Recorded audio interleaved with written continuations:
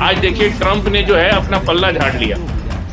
आज इजराइल नहीं जा रहे, बमबाजी आज हुआ है इजराइल के अंदर। यमन ने आज जबरदस्त अटैक किया। एयरपोर्ट 30 मई तक, हमारे यहाँ की एयर इंडिया फ्लाइट 30 मई तक बंद है। बरगुरियन एयरपोर्ट नहीं जाएगी इजराइल कोई फ्लाइट।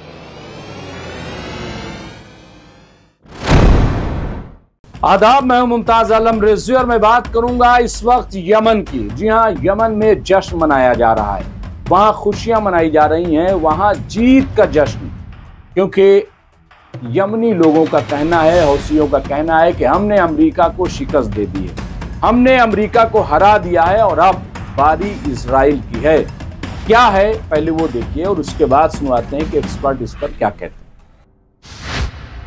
शहर न्यूज जालिम इस्लाम।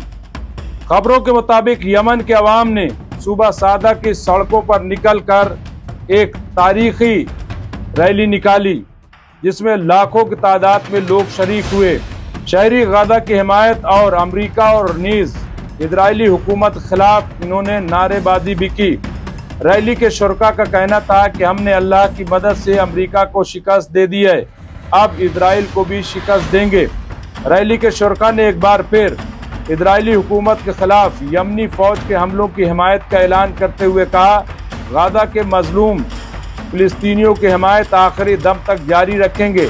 इस दरमियान यमन पर अमरीकी हमले रोकने के ट्रंप के ऐलान के बाद एक अमरीकी ओहदेदार ने एतराफ़ किया है कि अमरीकी इंतजामिया इस जंग से बाहर निकलने की कोशिश कर रही थी। दूसरी जानिब अमरीकी ओहदेदारों का कहना है कि गुज़िश्ता मार्च से अब तक यमन पर अमरीकी हमले में अमरीका को $1 अरब से ज़ायद अखराजात बर्दाश्त करने पड़े हैं। इस दौरान उनके मुतादिद जंगी तैयारे, ड्रोन्स भी यमनी फौज ने तबाह किए हैं। तो ये थी इस पर स्टोरी। आइए अब सुनते हैं हमारे जो एक्सपर्ट हैं फजील अहमद साहब को कि वो इस सिलसिले में क्या कह रहे हैं। ये कितनी बड़ी कामयाबी है और इसका मिडिल ईस्ट की जियोपॉलिटिक्स पर कितना असर होने वाला है। क्या वाकई अब इजराइल का काम तमाम हो जाएगा? इजराइल के जो मंसूबे थे ग्रेटर इजराइल के, वो खत्म हो जाएंगे? क्या है, सुनते हैं फजील अहमद साहब। आज जो मैं बता रहा हूं कि आज से 6 महीना पहले हमने आपको सारी बातें बता दी कि क्या होगा। आज जब ट्रंप आए उस वक्त भी मैंने कहा था कि लड़ाई ज्यादा दिन नहीं चलेगी और ये लड़ाई अब ज्यादा दिन नहीं चलेगी। भले ट्रंप ने लड़ाई स्टार्ट, आप कहते थे कि लड़ाई, इस भीषण लड़ाई को आप कैसे कह रहे हैं कि नहीं चलेगी। आज देखिए ट्रंप ने जो है अपना पल्ला झाड़ लिया। आज इजराइल नहीं जा रहे, वो अभी उनका कोई दौरा निकलने वाला है एशिया के अंदर, इजराइल को वो माइनस कर दिए। और इतना बमबाजी आज हुआ है इजराइल के अंदर। यमन ने आज जबरदस्त अटैक किया। एयरपोर्ट 30 मई तक, हमारे यहाँ की एयर इंडिया फ्लाइट 30 मई तक बंद है। बरगुरियन एयरपोर्ट नहीं जाएगी इजराइल कोई फ्लाइट 30 मई तक। बाकायदा एडवाइजरी जारी हो चुकी है। पूरा बरगुरियन एयरपोर्ट पर आज फिर जबरदस्त हमला हुआ है और 16-17 जगह पे हमला हुआ। पूरा तेल अवीव आज जल रहा है और अमेरिका, आज इजराइल कह रहा है कि अमेरिका ने हमको धोखा दे दिया। अरे तुमने तो इजराइल के नागरिकों को धोखा दे दिया। 85 साल उम्र हो गई, अब उनको राजनीति में कोई इंटरेस्ट नहीं है। उनको पता है कि अब हमारा भविष्य नहीं है। नेतन्याहू की एज बहुत ज्यादा हो गई, रिटायरमेंट से 15 साल ओवर जा रहे हो, तो उनको अब कोई इंटरेस्ट नहीं है। अगला प्रधानमंत्री बने न बने, राजनीति करे ना करे, अब उनको अपने किसी तरह रिटायरमेंट तक मुकदमेबाजी से बचना है।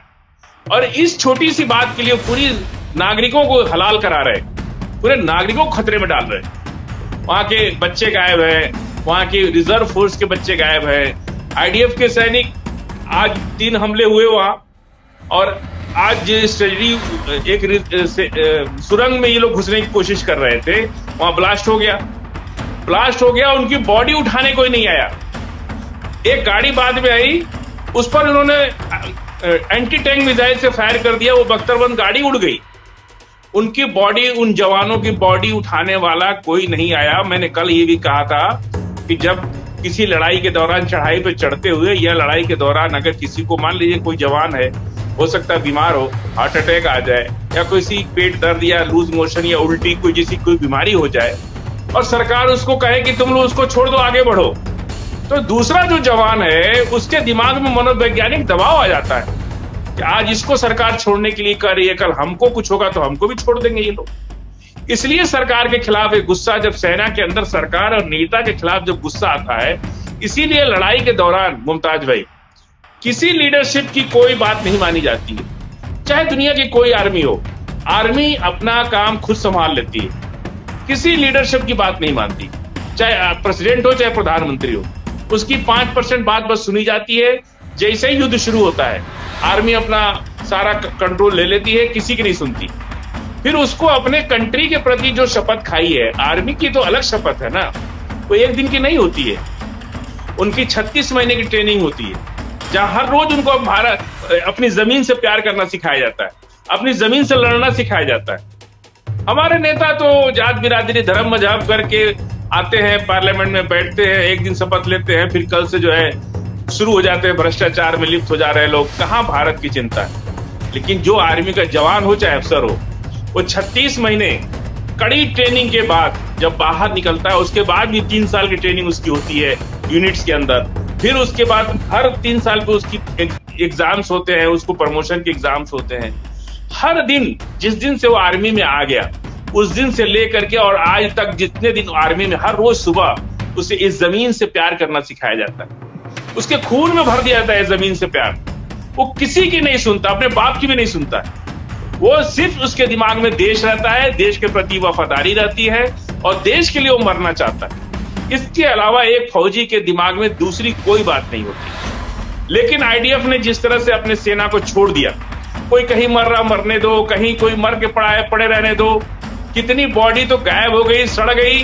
वो आईडीएफ के पास कोई ऐसा तरीका नहीं है कि हमारे जो जवान गए वापस आए कि नहीं है, उनके पास कोई डाटा ही नहीं। इस तरह की जब बात, जिसके परिवार के बच्चे जा रहे मर रहे, उसको आप अभी तक बता नहीं पा रहे कि हमारा बच्चा है कहां। हमारे देश के अंदर ससम्मान, राजकीय सम्मान, चाहे सिपाही मरे चाहे जनरल मरे, उसे सलामी दी जाती है बंदूक की।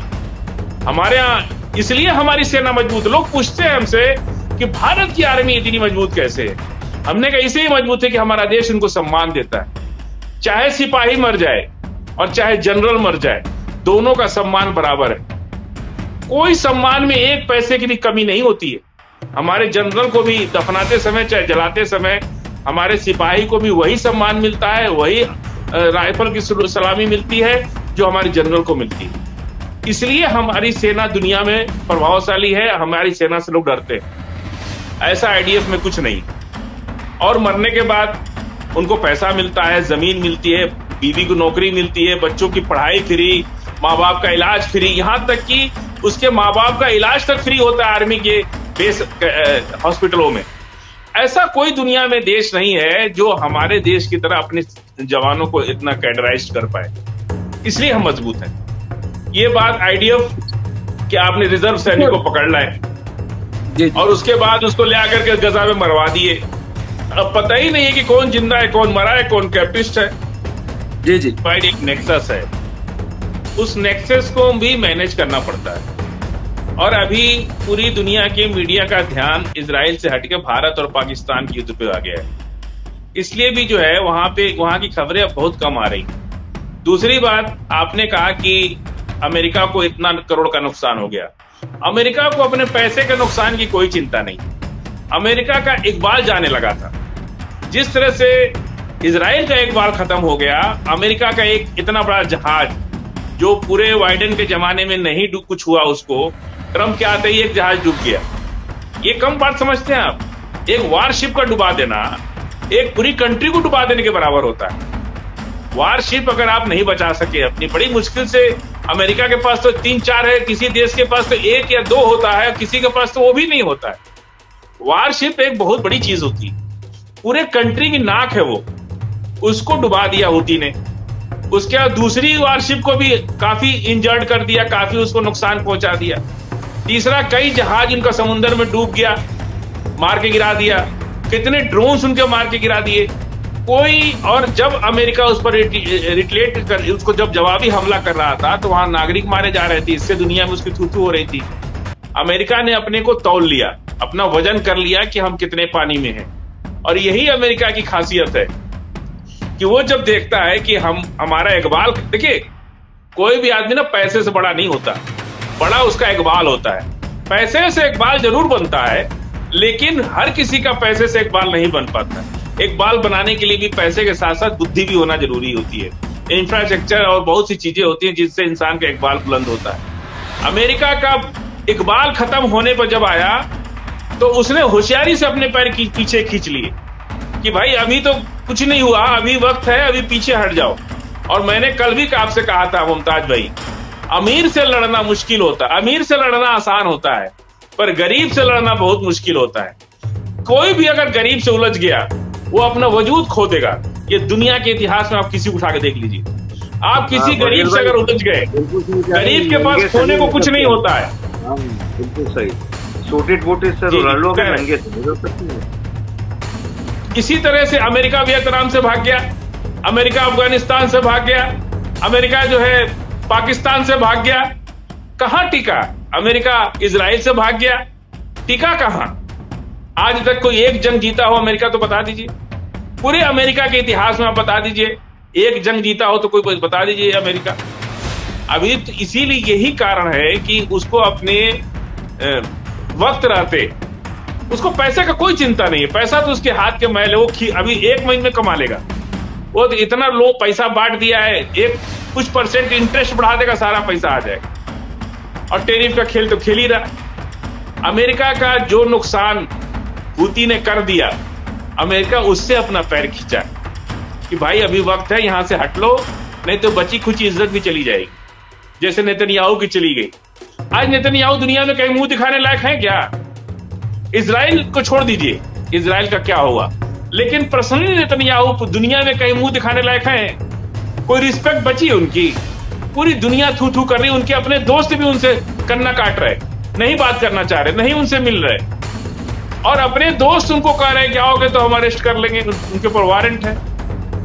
ये हालत है अमेरिका का भी, यही हालत हो जाएगा तो जो कुछ बचा है। अमेरिका की एक ऐसा देश है जहां पे प्रेसिडेंट के बाद जो उनकी ब्यूरोक्रेसी है उसकी बहुत ज्यादा चलती है। ब्यूरोक्रेसी, प्रेसिडेंट आते जाते रहते हैं, पर ब्यूरोक्रेसी वहां हावी रहती है। वो अपने तरीके से अमेरिका को चलाते हैं, अपने तरीके से अमेरिका को आगे बढ़ाते हैं, अपना काम करते रहते हैं। बहरहाल जो भी है, खबरें इसी तरह की चल रही हैं, दोनों तरह की। एक तरफ ये खबर आती है कि साहब इजराइल जो है वो हावी हो रहा है, गालिब आ रहा है। दूसरी तरफ ये कि इजराइल जो है वो खत्म हो रहा है, इजराइल जो है वो कमजोर हो रहा है, इजराइल तन्हा पड़ रहा है। बहरहाल जो भी है हम आपको अपडेट करते रहेंगे। देखते रहे MMC न्यूज़ इंडिया। शुक्रिया।